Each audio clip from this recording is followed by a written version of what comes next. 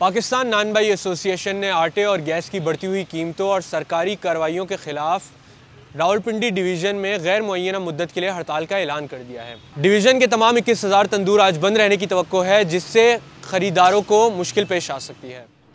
देखिए, बात ये है कि घर में रोटी बनाना वैसे ख़वातीन के लिए मुश्किल काम है।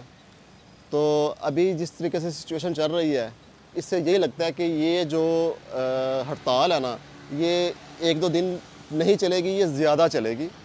तो बहुत ज़्यादा मसले मसाइल इससे पेश आएंगे।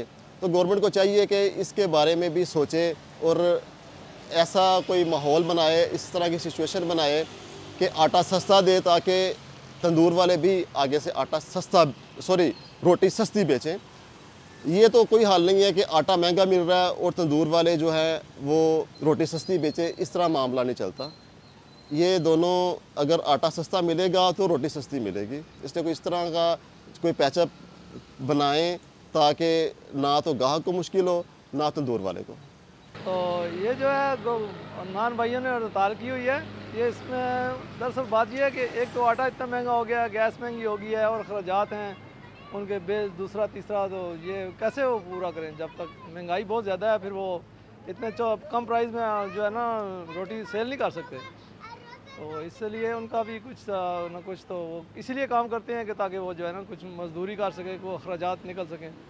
इससे तो अखराजात इनके पूरे नहीं होते, फिर वो मजबूरन उन्हें महंगा आटा महंगी रोटी बेचनी पड़ती है।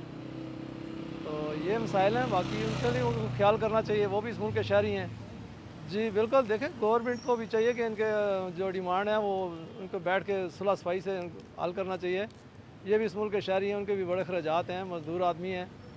तो इस तरह तो फिर ये काम बड़ा मुश्किल हो जाएगा। ये दुकानें होटल बंद करके बैठ जाएंगे तो फिर परदेसी लोग जो आते हैं तो वो मज़दूर कहाँ से खाना खाएंगे, किधर से रोटी पकाएंगे। तो ये उनके लिए बड़े मसाइल पैदा हो जाएंगे। तो गवर्नमेंट को चाहिए कि वो इनके साथ बैठ के मुज़ाकरात करे और इनका मसला हल किया जाए।